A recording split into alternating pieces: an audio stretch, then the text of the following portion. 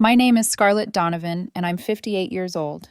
I spent 28 of those years as a police detective before my knees, my back, and the department psychologist all quietly agreed I was done. Here's the thing.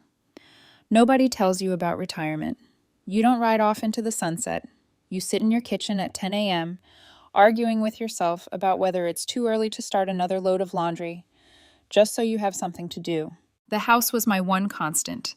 3-bedroom, 2-bath, quiet street. I bought it in 1998 when my son, Jake, was starting middle school. Paid the last of the mortgage off in 2019. The deed has one name on it, mine.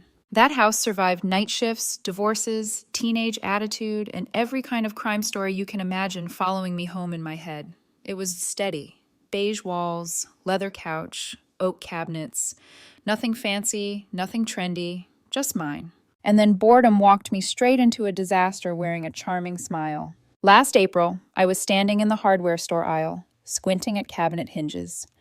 Retired detectives, it turns out, still have strong opinions about hardware. That's when I heard a man laugh behind me. "Analysis paralysis?" he asked. I turned. He was reaching for a fan of paint samples. Mid-40s, clean cut, blue button-down shirt with a dental office logo on the chest.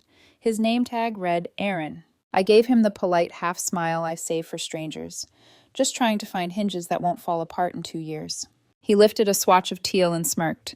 Maybe the cabinets are fine. Maybe it's the color that's the problem. I glanced at his paint choice. Teal? Bold. "Life's short," he said. "I manage a dental office. I am surrounded by beige all day. The last thing I want at home is another waiting room." I laughed, just a little. He seized the opening smoothly, like he'd done this before. We chatted. He told me he was Aaron Reynolds, 46, office manager at a dental practice across town. Divorced 3 years, 2 grown kids who'd moved out of state.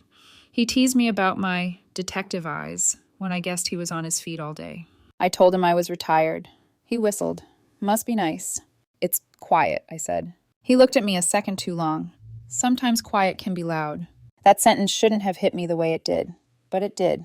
We ended up at the little coffee stand inside the store. 1 cappuccino, 1 black coffee, a long conversation about exes, families, and the strange way life keeps going after 50 like nobody warned you. He asked for my number. I gave it to him. When you're 58 and a retired cop, you think you're immune to being played.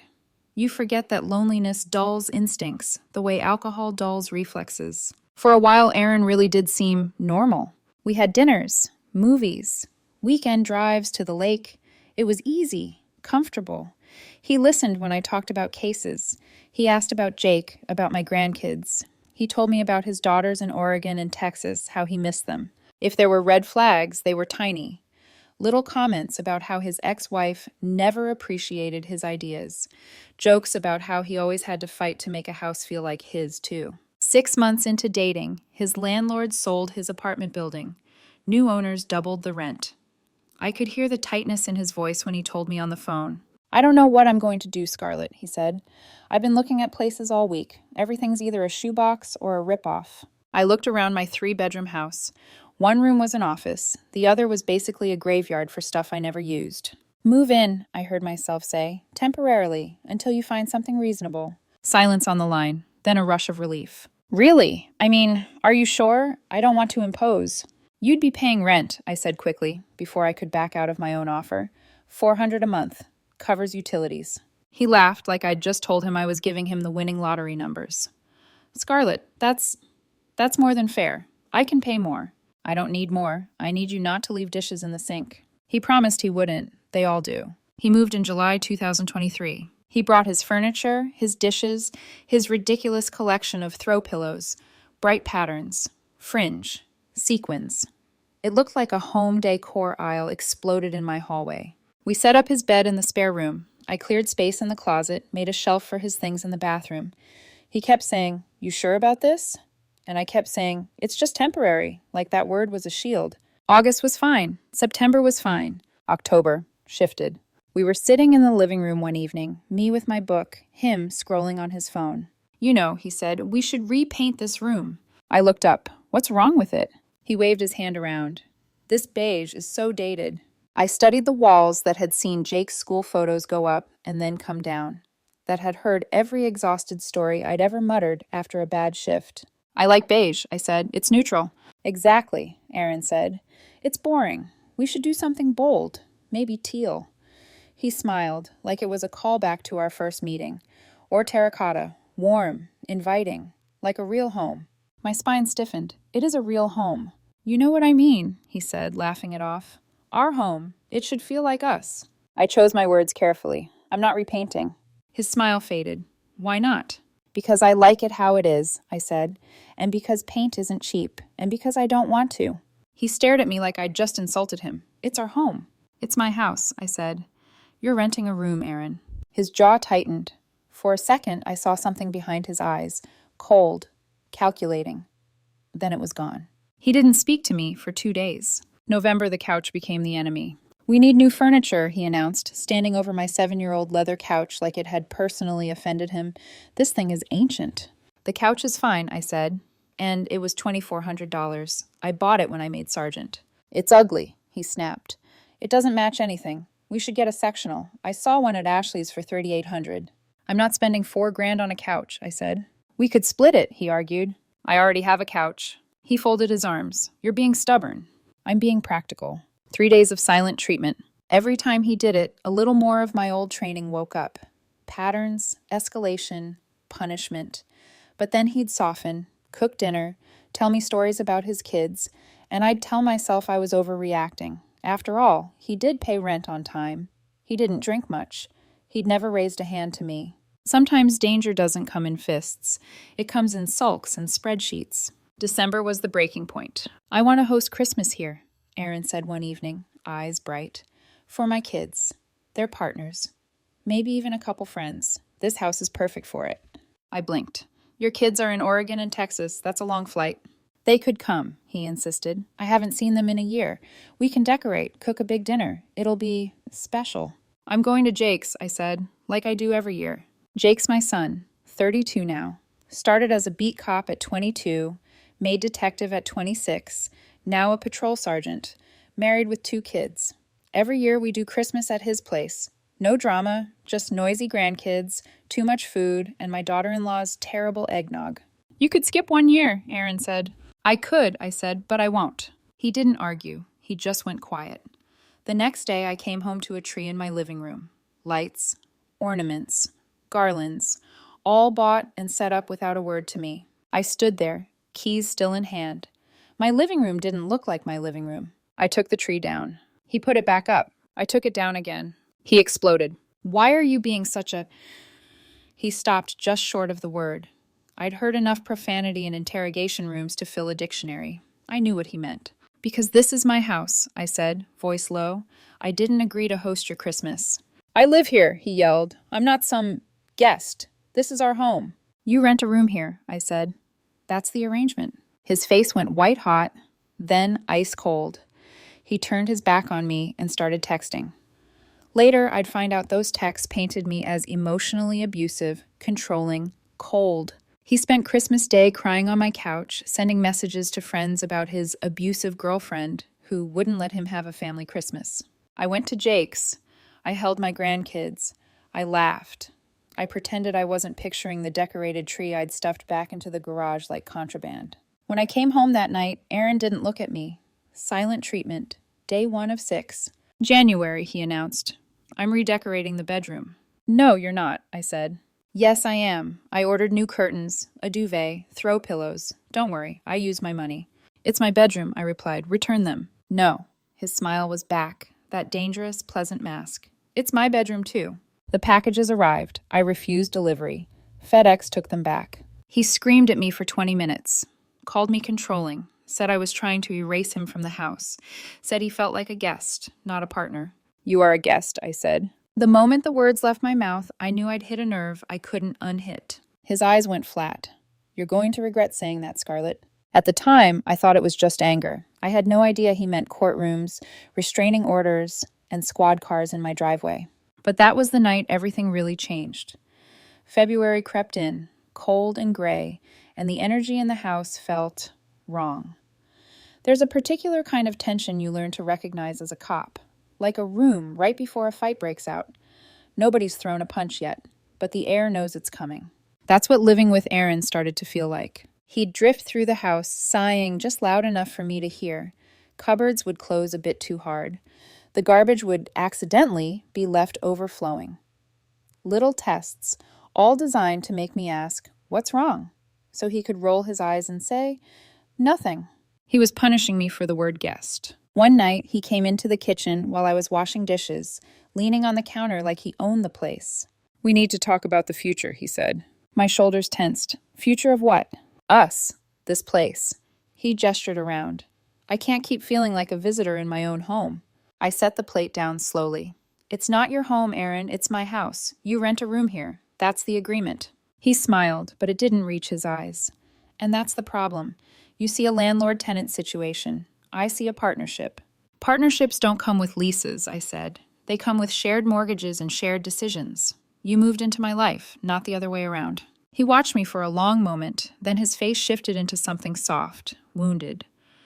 "You really don't see me as anything more than a tenant?" There it was, the trap. I dried my hands and faced him. "You're my boyfriend.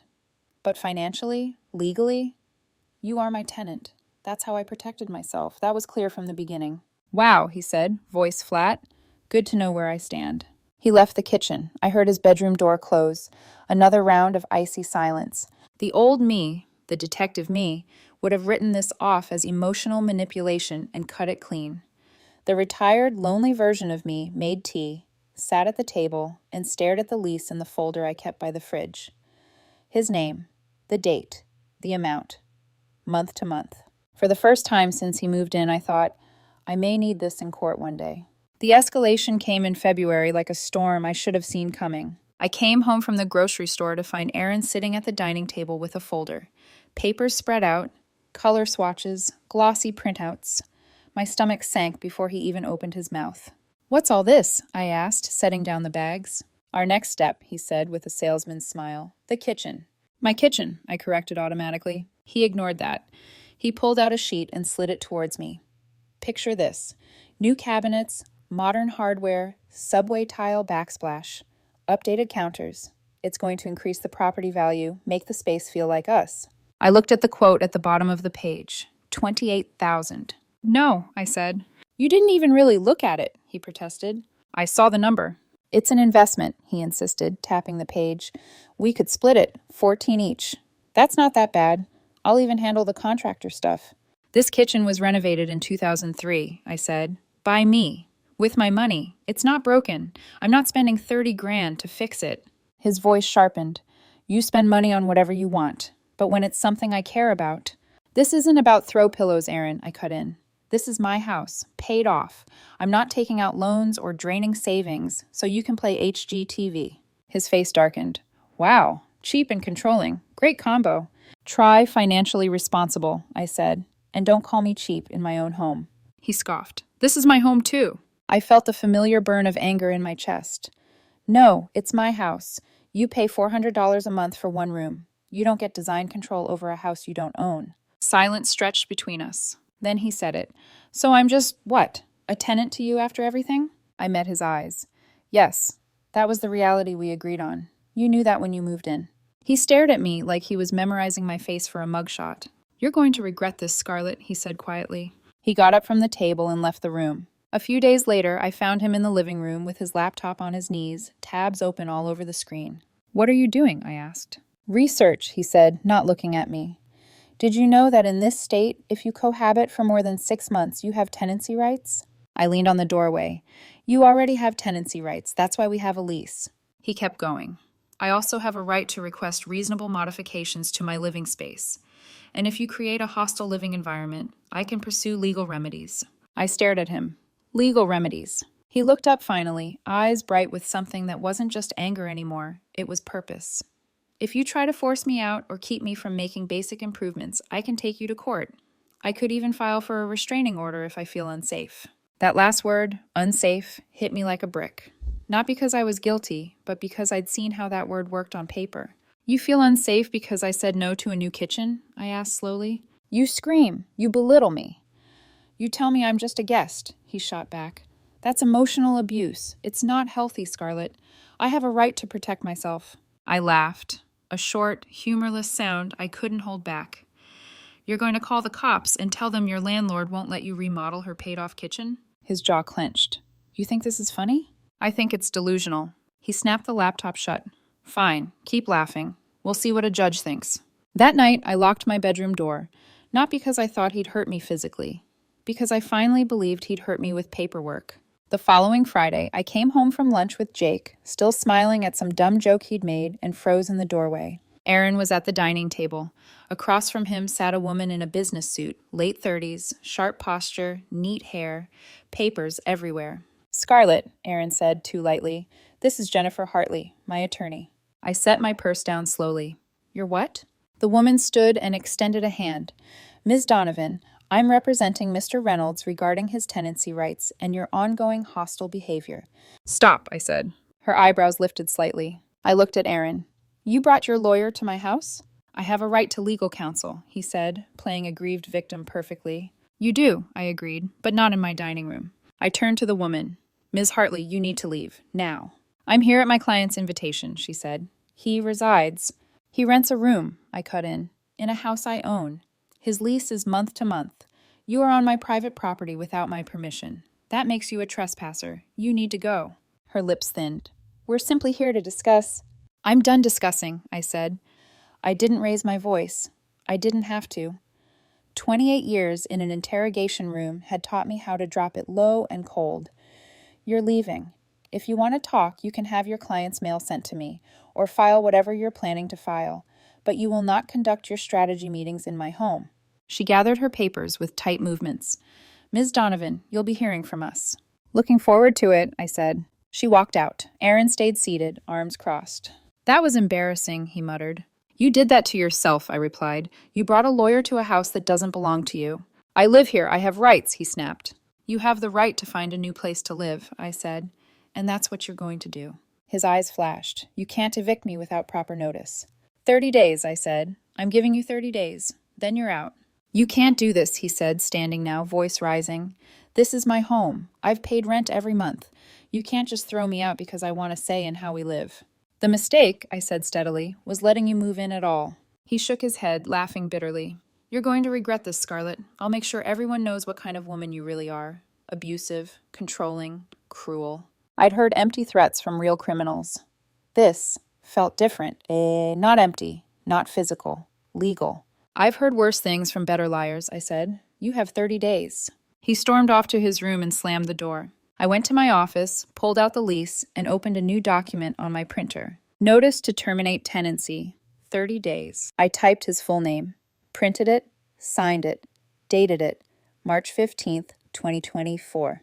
I slid the paper under his bedroom door. Standing there in the hallway, listening to the house breathe around me, I felt the strangest mix of fear and relief. I'd finally drawn the line. I also knew, in my bones, that Aaron Reynolds was not the kind of man who walked away quietly. And I was right. The morning after I slipped the 30-day notice under Aaron's door, the house was quiet. Too quiet. Not the peaceful kind. This was the kind of quiet that comes right before someone decides to strike back. I went about my day as normally as I could. Coffee, news, watering the plants on the back patio. Every so often I'd hear Aaron pacing in his room, his footsteps sharp, clipped. A man preparing arguments, a man preparing war. By the 7th day of the notice period, we'd settled into a cold, emotionless routine. We didn't speak. We didn't make eye contact. We didn't acknowledge each other's existence unless forced to. Still, I held out a small, stupid hope that he'd accept the eviction and leave quietly. That hope died on March 22nd. I was on the couch watching the Knicks game, feet up, bowl of popcorn in my lap, enjoying a moment of normalcy. Aaron came out of his room dressed nicer than usual. Jeans that fit well, a button-down shirt, hair styled, cologne lingering in the air, like something artificial trying to cover something rotten. Going out? I asked. Not because I cared, but because I needed to keep track of comings and goings. Old habits. He didn't even look my way. With who? I pressed. He stopped at the door, turned his head just enough to let me see the smirk curling at the corner of his mouth. Not your business. Not for much longer. He left. He came back at 1 a.m. He didn't even try to be quiet. Shoes on the hardwood, cabinet doors opening and closing, muffled crying in the bathroom. A phone call. Whispered, frantic words. It was all too familiar. The guilt play, the destabilization, the reminder that he could still rattle the peace in my house. I lay awake listening to him. I didn't go check. I didn't ask if he was okay. I didn't fall for it. I'd interrogated better actors. March 28th, Saturday. I was outside raking leaves when Aaron marched into the yard. He didn't say hello. He didn't ask if I had a moment. He just started talking like I'd summoned him. I'm not leaving. I didn't stop raking. Yes, you are. He stepped closer, voice already shaking with outrage. I consulted with my lawyer. You didn't follow proper eviction procedures. 30 days isn't enough. I froze mid-rake. I gave you written notice. You need to file it with the court, he snapped. And you need just cause. Non-payment isn't cause enough. I've paid every month. I'm terminating your month-to-month tenancy, I said, repeating the legal phrasing I knew by heart, which is allowed, and I gave you 30 days. My lawyer says you need 60, he said triumphantly. I set the rake down and faced him fully. Aaron, I've been a cop for 28 years. I know the law. You've lived here less than a year. 30 days is sufficient. His expression flickered. There it was again, that cold, calculated flash, before his features rearranged themselves into performative indignation. We'll see about that, he said. We will, I replied. In court if you want.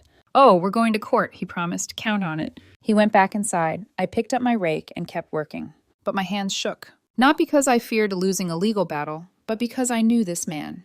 This man would drag me through hell not because he believed he'd win, but because he wanted me to suffer for daring to tell him no. April 2nd, 12 days left before move-out. I walked through the front door and immediately sensed something wrong. Aaron sat at the kitchen table, posture rigid, eyes red.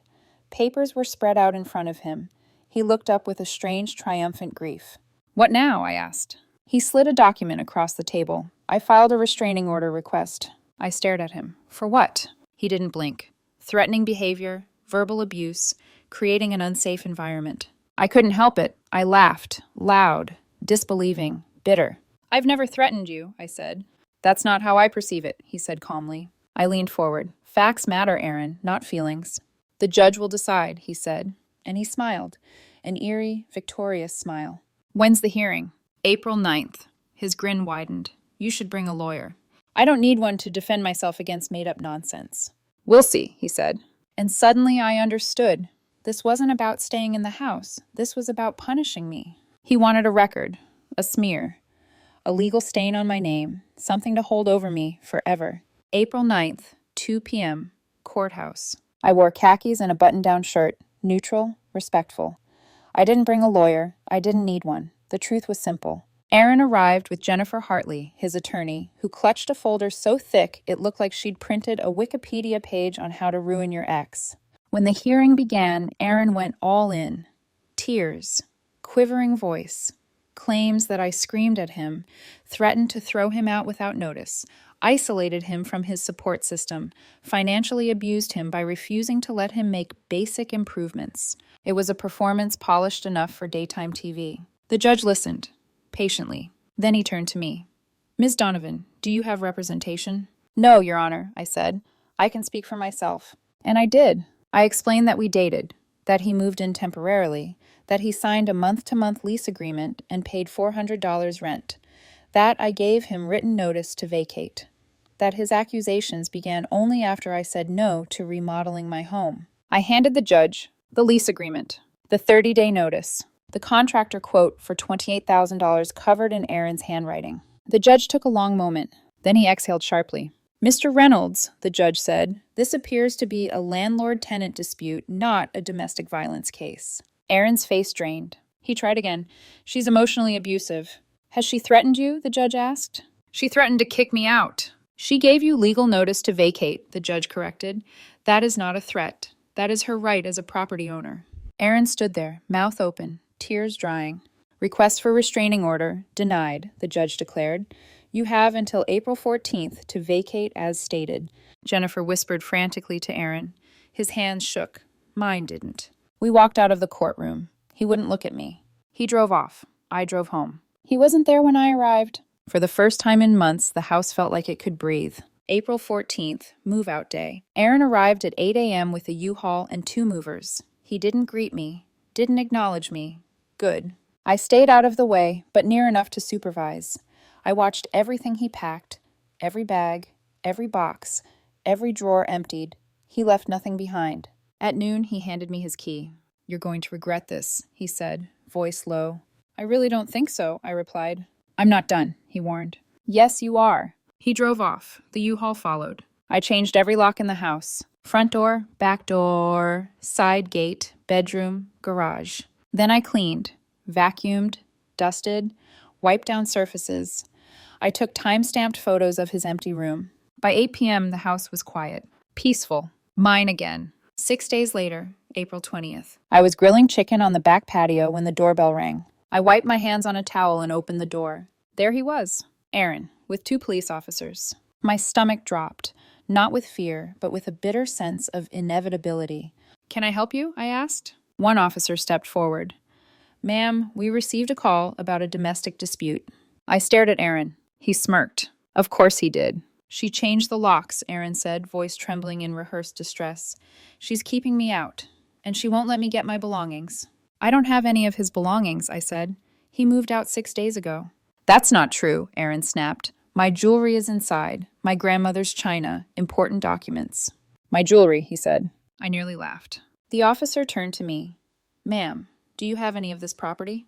"No," I said plainly. "He took everything. I watched him pack." Aaron crossed his arms. "She's lying." And that's when I saw it. The squad car. Unit number 247. A familiar radio crackle. The supervising sergeant was arriving. And the moment I recognized that number, something inside me clicked into place. Help had arrived. But not for Aaron. Help had arrived for me. The moment Unit 247 pulled up, Aaron straightened his spine like his savior had arrived. He didn't know what that number meant. But I did. That was one of Jake's units. The patrol car door opened. Out stepped Sergeant Jake Donovan, my son, full uniform, sleeves rolled up just enough to show the sergeant stripes he'd earned at 29. His expression was neutral at first, but when he recognized the address, then me, the mask cracked. He walked right past the 2 responding officers, right past Aaron, right up to me. And without hesitation, he pulled me into a hug. "Hey, Mom," he said. His voice was steady, but underneath it, I heard the underlying question. "Is this man bothering you?" Behind him, Aaron's jaw dropped so hard I thought I heard it click. It was the first time in months I felt truly safe. Jake stepped back, scanning me quickly. Cop instincts, maternal worry reversed. Then he turned to face Aaron. "All right," he said, professional tone snapping into place. "Someone want to tell me what's going on?" Officer Ramirez, the first responder, cleared his throat. "Sergeant, Mr. Reynolds here says he used to live at this residence and that he's being denied access to retrieve property." Jake nodded once, then he looked at me. "Does he live here?" Jake asked. "No," I said. "He was a tenant, evicted legally, moved out April 14th, returned his key." Jake shifted his attention to Aaron. "Do you have a current lease for this property, sir?" Aaron's face twisted. "No, but—" "So you moved out," Jake continued. "She forced me," Aaron shot back. "She kicked me out, illegally." Jake lifted an eyebrow. "Did she give you written notice?" Aaron hesitated. "Yes." 30 days? "Yes." Jake clasped his hands behind his back. "Then everything was done legally. You're no longer a tenant." Aaron's eyes darted wildly. He turned to the officers. "You see? This is police corruption. He's taking her side because she's his mother." Officer Ramirez shook his head. "Sir, that doesn't change the facts. You don't have a lease. You don't live here." Aaron's voice pitched higher, desperate. "She stole my jewelry." Jake's tone didn't shift an inch.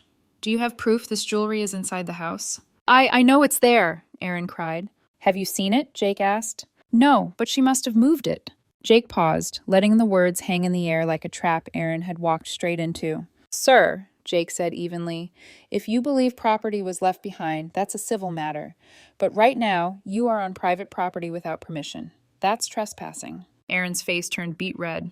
"You can't arrest me. I lived here." "Past tense," Jake said calmly. "You lived here." Aaron pointed a shaking finger at me. "She's abusive. She isolates me and controls everything. This is a pattern of domestic abuse." Jake didn't flinch. "Has she ever hit you?" "No." "Threatened you?" "She threatened to kick me out." Jake blinked slowly. "You mean she gave you legal eviction papers? Signed, dated, filed." Aaron's mouth opened and closed like a fish. Jake turned to Ramirez. "Document the call. Note that the subject is trespassing. Advise him to leave." Aaron's voice cracked. No, I want her removed. She's trespassing. I was here first. Jake looked genuinely amused now. Sir, she owns the house. You cannot trespass in a home you own. Officer Ramirez added gently. She bought it in '98. You moved in 2023. Aaron shook with fury. This is corruption. That's when Jake had enough. He unclipped his cuffs from his belt, not raising them, not threatening, just holding them loosely in one hand. Sir, he said with complete calm, you have two options. Leave voluntarily, or I place you under arrest for trespassing.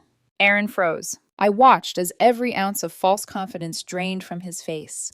He stumbled backward toward his car. You wouldn't, he stammered. Jake took one step forward. Try me. That did it. Aaron practically sprinted to his car, yanked the door open, and slammed it shut. He jammed the keys into the ignition so hard I heard the grind from the porch. Tires screeched as he peeled away, nearly clipping the curb. Jake walked to the driver's window as the car revved. He leaned down and said something I couldn't hear, but whatever it was, Aaron's face went ghost white. Then he sped off like the devil himself was chasing him. Jake returned to the porch. The two officers stood nearby, trying and failing to hide their smirks. Sorry about that, Sarge, Officer Ramirez said. Not your fault, Jake replied. She called 911? Non-emergency line, the officer corrected. Figures, Jake muttered. Then he turned to me. You all right, Mom? Hearing him call me that in uniform. It hit me harder than anything Aaron had done these past months. I'm fine, I said quietly. Better now. He nodded. Good. If he comes back, call me, directly. Don't bother with dispatch. I will. He squeezed my shoulder, a small thing, but grounding. Also, he added, maybe don't date anyone for a while? I couldn't help laughing. That's the plan. He grinned, then turned back to his officers.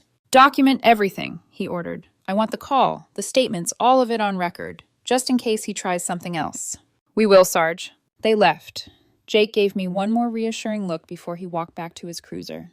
The house felt different that night, not just peaceful, protected. But Aaron wasn't done, not even close. 2 days later, April 22nd, Jake called me. Mom, he said, exasperated, he filed a complaint. Against you? Against me, the department, and you, Jake said. Claims police bias, misconduct, abuse of authority. Captain reviewed the body cam footage. Everything was by the book. It won't go anywhere. I'm sorry you have to deal with this, I said. Don't be, Jake replied. It was satisfying. I've wanted to tell off one of your boyfriends for years. Jake! Dead serious. He sucked. Glad he's gone. I laughed. For the first time in months, it felt real. But on April 25th, the next hit came. A civil suit. Aaron was suing me for $50,000, claims included. Illegal eviction, theft of property, emotional distress, defamation. His lawyer served me the papers with more attitude than professionalism. I called Frank Coleman, my old divorce lawyer. Does he have a case? I asked. Frank snorted. Not based on what you're telling me. Frank filed the response, and we went to court. On July 18th, after months of paperwork, the judge reviewed everything. Every claim Aaron made collapsed under the weight of actual facts. The judge dismissed the entire case. Aaron looked like someone had punched the air out of him. Jennifer, his attorney, looked like she regretted ever taking him on. Outside the courtroom, Frank shook my hand. $2,000 should cover my time, he said. I wrote the check. It felt like paying for peace. But the truth was, peace was still a long way off. Because people like Aaron don't lose gracefully. He escalates. He lashes out. He looks for the next angle. And sure enough, he found one. A criminal one. He filed a police report claiming I stole $30,000 worth of jewelry. A crime that never happened. And once again, I'd be dragged back into a nightmare I thought I'd escaped. When the phone rang on May 28th, I recognized the tone in Jake's voice before he even said the words. Mom, you're not going to like this. My stomach tightened. What did he do now? He filed a theft report. Claims you stole $30,000 worth of jewelry. Diamond earrings, pearl necklace, even a Rolex. I closed my eyes. He never owned any of that. I know, Jake said. Detective Morrison is assigned. Solid guy. He'll want to talk to you. Don't worry. Morrison isn't easily manipulated. I'm not worried about Morrison, I said. I'm worried about how much of my time this man intends to waste. Jake sighed. He's spiraling. But this may be the move that finally nails him. Filing a false report is a crime. Good, I said bluntly. I'm ready. Mom, don't let him get to you. He already did, I said. Just not in the way he hoped. June 2nd, police station. Detective Morrison was exactly as Jake described. Tired eyes, no patience for nonsense, and an aura of a man who'd seen far too many ridiculous cases. "Ms. Donovan," he began, "you're aware of the complaint filed against you." "Yes," I said. "It's fiction." He nodded slowly. "That's your position." "It's the truth." "Mr. Reynolds is claiming high-value jewelry was left in your home after his move-out. He moved out with every possession he owned. I watched him pack. Nothing was left. I even took time-stamped photos of the empty room." Morrison flipped a page in his folder. "Would you consent to a search of your home?" I met his gaze evenly. "If I say no, we'll apply for a warrant based on his statement. And if you get a warrant and find nothing, then we'll know he filed a false report and charges will follow." I nodded. "Then yes, search the house. I have nothing to hide."